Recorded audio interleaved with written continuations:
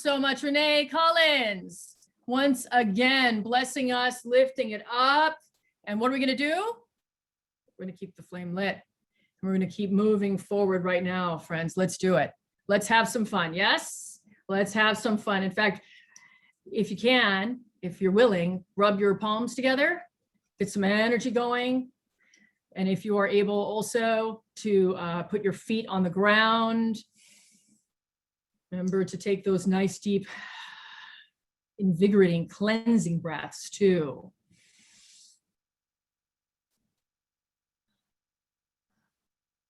And I want us to imagine right now that we are up in the branches of a tree.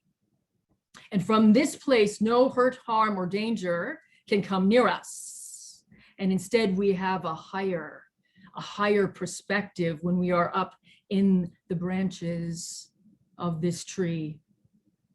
And see, from here, my friends, we can see everything clearly. We can see exactly where we need to go.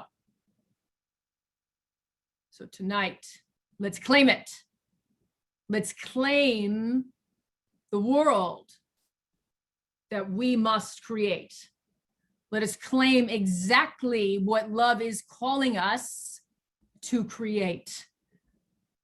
Let there be no doubt here. Let there be no fear here. And maybe more than anything, let there be no settling. See, we need to go farther out than we ever have before. Yes. See, the revolution of love, this is not about settling, my friends. And it's not about you settling in your own life, in your own personal life. And, oh, this is enough for me and that's okay for me. No, you push back on that. Because you are deserved of a sovereign healing. You are deserved of a highest love, Yes. And what we recognize is that in your healing, there is something ineffable, something magical that begins to transpire. And that is that your ancestors, they come alongside you. Yes, the ancestors that you called in. That there is something that happens that just solidifies, encapsulates you. See, this is my prayer for you tonight, for each of us tonight, is that we may really be so bold to remember and recall our radical healing that we can step out. That we can step out in a way that we never have into the world. For what reason? For what reason? To create change. We must create positive change, radical change. Oh, there is too much that's going on here. There is too much that's happening, from floods to fires on the planet. This environmental degradation and violence, that alone, to people dying, to people being shot in the streets, whether it's the color of their skin, whether it's the status, whatever it is, there is too much happening here. And I know that some of you have been underwater for a very long time. For a long time. Some of you might be dealing with depression. Some of you might be dealing with physical pain. Some of you might be dealing with the thought form of, I don't want to be here. I don't think I can be here. And so, revolution of love, we love you. We love you. We get to love you here, in hopes that this becomes a way to heal you, to heal your soul, until you can get maybe just that much more back up on your feet. Yes. And begin to love on yourself and those parts of you that maybe were forgotten or abandoned. so very long ago. It is a both and here. It's a both and. We know that there are, let's break it down. Let's be real. There's ways that you have been harmed. There's ways and things that have hurt you, that have created traumas, that have created pain and violations. And from that place, it becomes hard, does it not, to really fully open the heart, to open the mind, to have radical changes of the world that we must create. And there's more, as if that wasn't enough. The personal pain, there is the way that we have been socialized. Remember, I've said this for a very long time, that it is as though we have been in a class since we were kids called Violence 101. And so we are socialized into ways of thinking, of being, of doing, of feeling that are by no means connected to God or to love or to source. And what those things look like are the acceptance of violence, the acceptance of injustice, the othering, the seeing a group of people or a person as outside of yourself. And this gets us into trouble, doesn't it? It gets us into trouble. We can so easily demonize. And this, even the best of us, this is our work, my friends. This is our work, is to engage those nooks and crannies that are lies, that are places that try to tell us that we are not together in this, that we do not have this, that not all of us are connected from the place of Imago Dei. Imago Dei, Latin for image of God, or for some of you, better stated, the image of love. So we have personal traumas, we have personal pains, we have the ways that we've been socialized, we have the culture, we have white supremacy culture. This is a lot. And this is why the revolution of love ministry and movement exists. It's because we see this as that both and, that we have this inner work to do, that we may be lifted off and do this outer work in the world. So this is not an accident. It's not an accident that we're here right now. It's not an accident how this was designed, how Roll was designed. And let's recognize all of the many organizations, whether it's a ministry, whether it's a nonprofit, that believe this way. Because sometimes we think that we are in these silos, that we're alone in this work, and that is not true. Abolish that thought. Abolish it. People have been doing this work for years, and we will continue to do it. We will continue to do it. Why? Because we have to. We have no choice.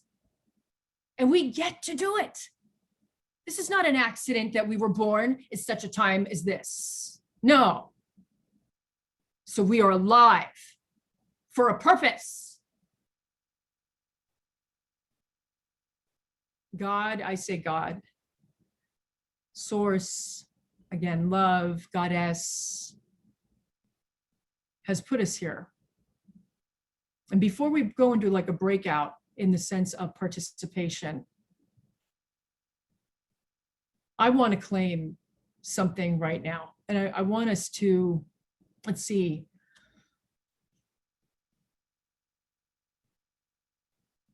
I wanted to name the injuries, okay? I wanted to name those injuries, those hurts, whether it's personal, whether it's societal, whether it's cultural, and we could go on and on and on, generations. Let's take the power out of that. And let's bring the power of love into this space right now. Let's claim that. Because see, there's resiliency here, isn't there? There's effervescence here in this power that is love. And I'm not talking, remember, we're not talking about the love of fairy tales and the love of love songs. We are talking about something that really cannot even be defined, right? It is so expansive. Just feel it. Feel it. I want us to center this. I want us to claim it right now. When we do that, those places of hurt, those places of wound, those places of fear and doubt. Hey, it's not therapy. It's not a training it's not a training. It's not a workshop, but we believe in it. And all of us in this moment believe in it and center it and claim it. There is power here.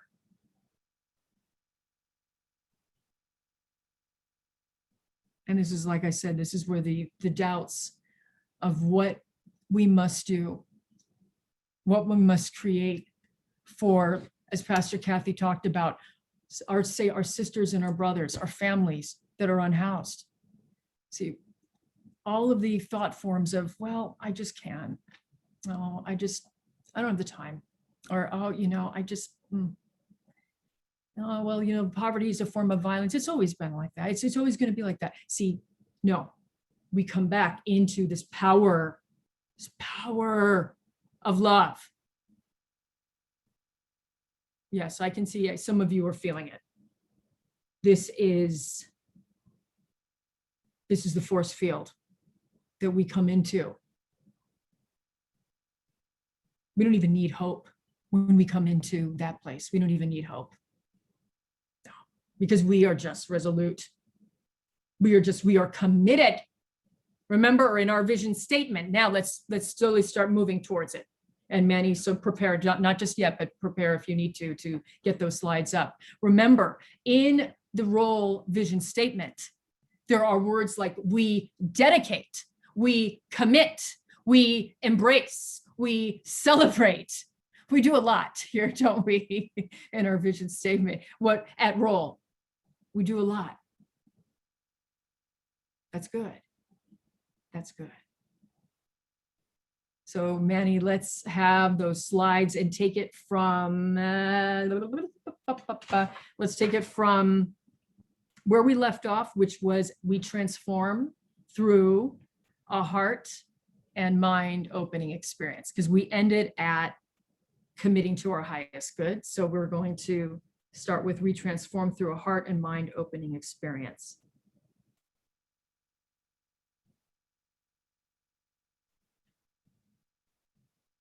As Manny does that, I'll actually, yes. Oh, great. Thank you, Manny. So this is going to be an invitation once again. This is for you and your voice and your wisdom and you as leader, you as prophet. Oh, I said prophet. That's a word that freaks people out. Who cares? This is your opportunity to speak truth, to power in love, and to have us witness you. And just participate to whatever level is comfortable. So I will read the slide and then we'll wait to see who would like to speak on what this slide means to you. So we transform. We transform through a heart and mind opening experience, and we claim our divine responsibility and honor to be change agents in the world. Who's interested in sharing whatever it is? Remember, there's no wrong answer. There's only exciting ones. I'd like to speak on that. Yeah, Leslie.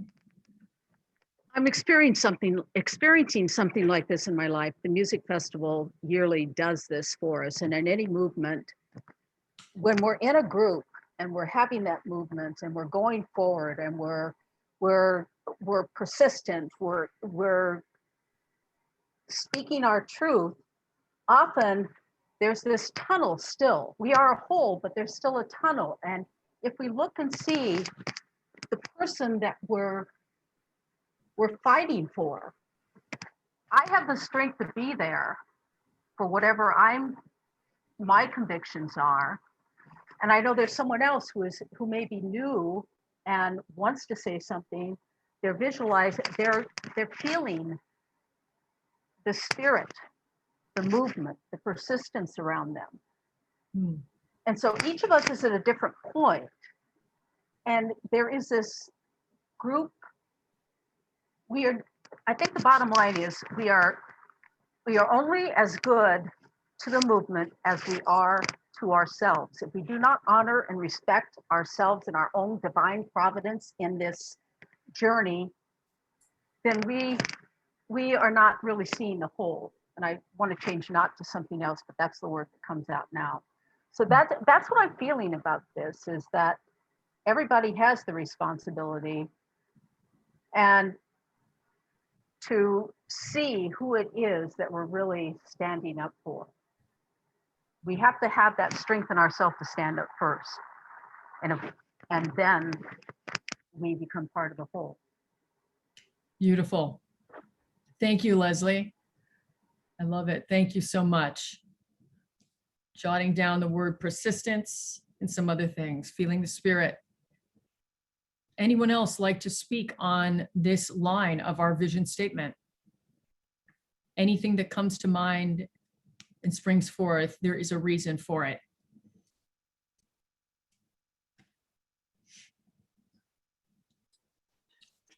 I'm going to say some words. Is that okay? Yeah. All right. So when I'm reading this and I'm hearing it, because this is the first time it was read tonight, and when it was first read, it kind of like jolted me. But what stands out to me is we transform through a heart and mind opening experience. And a lot of times when we're trying to fight for things or stand up for things, we ourselves are closed-minded. We are closed-minded, and we are not even aware of some of our closed-minded attitudes. But because heart is in there, I think when we open our hearts, that's when our minds open, because it's a place in this one sentence to me that means getting out of yourself, letting go of the selfishness, and not so much being selfless, but, the me thing, my rights, my this, my that. So once your heart and your mind is open to the experience of life, of true life, then and only then, I think, do you get in touch with what's divine. And in that, it's always about others. It's always about others. Once your mind is open, God will take care of you.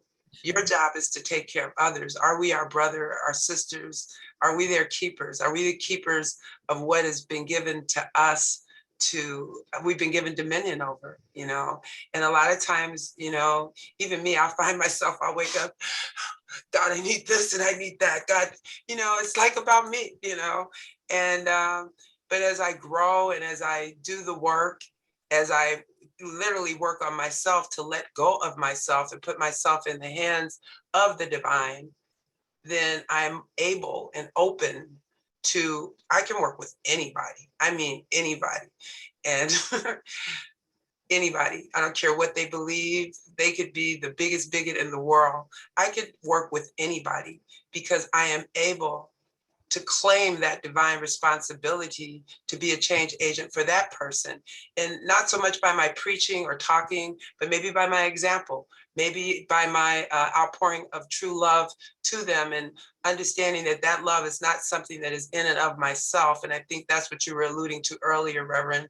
That is a love that does not come from me. So when I say God as well, when I love, I always ask God to help me to love everybody, even everybody here, with a measure of his love, because my love is kind of rank sometimes. I may pick and choose, but the love that is divine is a all-encompassing love, and we all have the ability to love that way. And in that, I hope that I am being an agent of change in the world, but I think it's an individual thing. And then when we connect together and put our individual efforts together in that space, big things happen. Big things happen, but it takes a lot to be able to overlook and see that this is even me, even you, someone that is created in the image of the divine. And you have to see that. And in that, everything else, and I hope I didn't just talk crazy to y'all. I meant everything I said, though. That was wonderful. Wonderful. Thank you, Pastor Kathy. Thank you.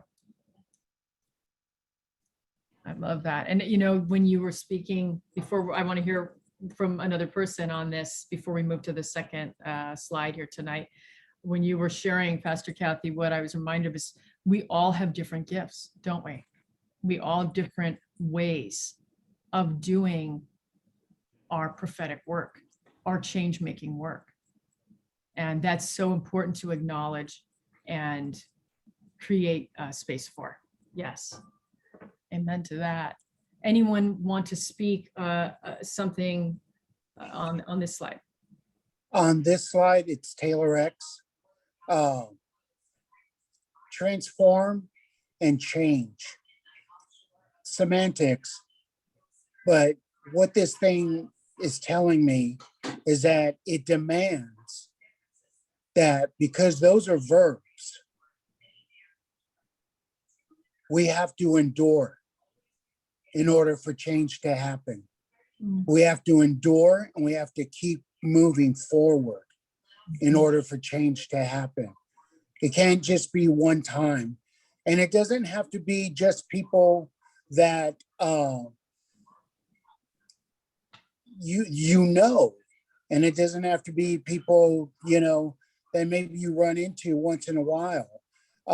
It could be the guy panhandling outside of 7-Eleven. You kick him down a couple bucks, that's part of the endurance. Yeah. Giving more than you have.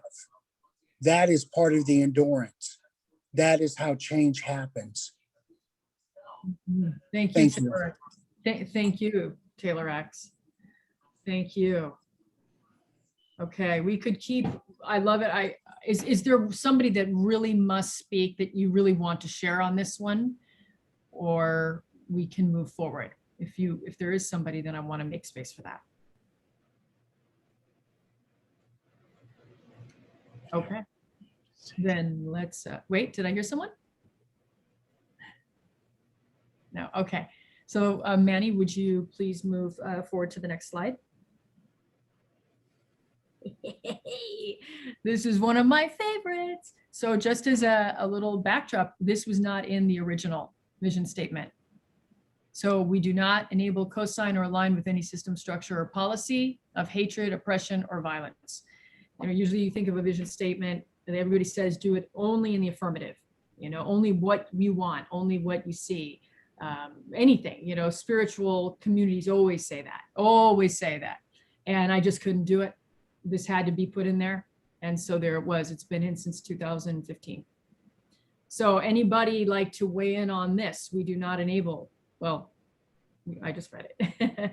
Anybody like to weigh in on this? Please go for it.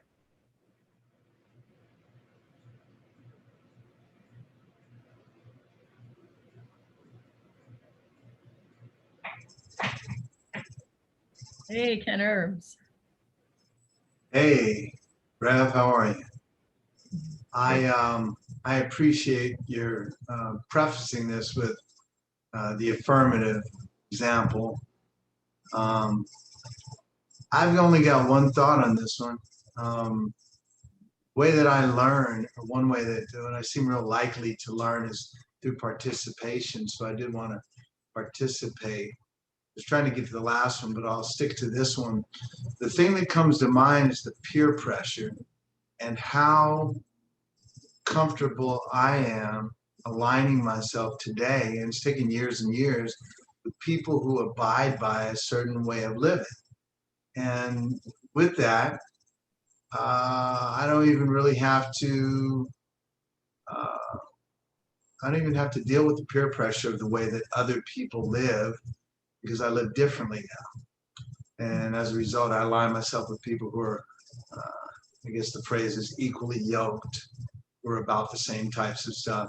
And as it pertains to both this statement and the prior one, the revolution of love is an example of one of the things that moment or situation at a time, that when I make myself present here, and there's no place like this, but places that are similar to this, where the same kinds of principles are lifted up, it strengthens my resolve, it strengthens my walk, it strengthens this way of life.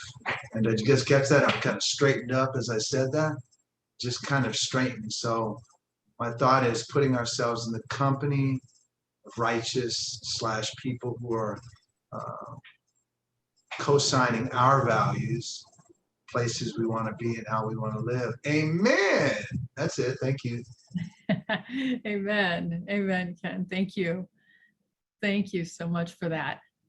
And what you are, what you are aligning with, what you will not enable, but what you will move towards, what you will be come alongside of. Not to put words in your mouth, but that is at least what I heard in your wisdom and your reflection. Anyone else on this this particularly important line of the role vision statement? Yeah, if I may speak.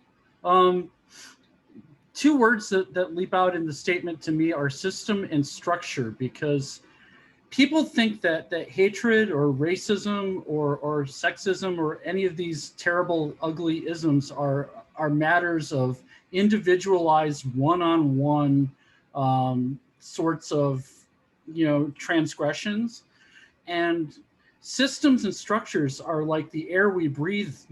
They go almost unnoticed, and we fail often to recognize when a system of hatred or oppression or violence is in place. I mean, such that, we begin to call into question these previously unfathomable kinds of ideas, like abolitionism. 10 years ago, even, that would have been an unthinkable thought. But now we recognize, the degree to which, the machinery of militarism and policeism, if I'm coining a word, perpetuate and reinscribe these systems and structures of violence. And it's important that we put on our goggles and be able, our structure recognizing goggles, and be able to recognize these systems and structures, because they're not always obvious. Yes. Appreciating that. And Robbie picked up on something. It used to be written differently, and it didn't have systems and structures and policies. I'm actually forgetting exactly how it was worded right now, because it was shifted some time back. But the reason being that the interpersonal hatred and violence, that can be a problematic statement. It sometimes is it's important to understand the violence at those levels. I'll say it like that, and I'll leave it there, because otherwise I don't want things to get convoluted. I want to hear from you all. So anyone else like to weigh in on this, please? So if I could, yes. What's interesting about this part of the vision statement is that it is so countercultural. It always hits me in such a way that's countercultural, because we live in a world that enables and co-signs and aligns with systems and structures and policies of hatred, oppression, and violence, and yet we dare to go against the status quo. We dare to go against those things that are normal and go against structures that are normalic. I don't know. Dr. Gross might want to correct me on that. I don't know. Um, we dare to go against those things and say, hey, that's not right. Hey, that's not fair. Hey, those are the things that are what's wrong. And when I was younger than I am now, my grandmother said that if I point my finger at somebody else, there's four fingers still pointing back at me. And so with those four fingers, I realized those systems that, are counterculture and the things that we go, that's why I love this very specific part of the role vision statement, because it is the work we do here is countercultural. It's against the grain. Yes. Sorry, Bishop, go on. I was done. I'm good. Oh, okay. I had to affirm that. Thank you, Bishop. And by the way, happy birthday. And don't you go anywhere, by the way. Don't you go anywhere if you can stay with us. Jay, I see that your hand is raised. Jay. Hey, good evening. What makes me this part can make someone who's experienced religious trauma feel very safe, because of understanding that coming into an entity that does not enable, cosign, or align, those three words, helps you to understand that you're not about to do the same thing over again, from a denominational perspective, from a theoretical perspective, because it's what people do. In my former life, working in ministry, people did a lot of things were done, and set up in structures and systems that indeed mirrored the oppression from the outside world inside of the church. But what was done was it was covered, and it was comfortably attached with scripture in different forms to basically make sure that it was passing. And when you don't know better or choose to stay connected because of the fear of being ostracized or separated, you decide to join in because what you're going to choose to do is believe that you're serving God, or the entity by which you would connect to from that institution, organization, or however you're connecting. And so for my personal experience with this is feeling safe, because as someone who was a Pentecostal, someone who did serve in an evangelical denomination, understanding that Revolution of Love accepts individuals as they are with what is within them to do greater works. Wow. Sounds pretty much more biblical than what I've dealt with in the past. And that is coming from someone who has been ordained. So to see this, it's like, okay, so we're really going to do some real God work. We're really going to do the work of the Creator. We're going to actually be purposeful. We're going to actually be effective. No one's going to be excluded because of what they look like, because of their gender, because of who they love, because of how they present, because of their gifts, because they choose to be open, because they choose to use all of their talents. Wow. So this part is effective because you're structuring yourself to say that even though there are systems and structures, we're never going to walk blindly to believe that everything is for the benefit of the good of the people. But what we do know is that there is a higher calling that is going to ask us in the end, what did you do? When this structure was set up in place, when this entity was calling for this, when violence was performed, when people felt oppressed, even in a pew, what did you do? And I remember having gone along with so many things and that happened inside of the churches where I served. And I had to go back to people and apologize because they were bringing situations to me that I walked them through 10 or 15 years ago, and they're bringing it to me in 2020 and 2021. And I said, I was a part of that, and allow me to tell you what I did wrong. Following someone else's judgment when it was wrong. But yet someone was saying, but is this not the will of God? Do we really know the heart of God to say that that's how you treat God's people? Nevertheless, this makes someone feel wanted. It makes someone feel included. It makes someone understand, I don't have to run anymore, that this can really happen. And we can really see revolution take place, not just see it as a pop word, but we can really actually activate this thing and change something. Thank you. Ashe. Thank you, Jay. Thank you very much.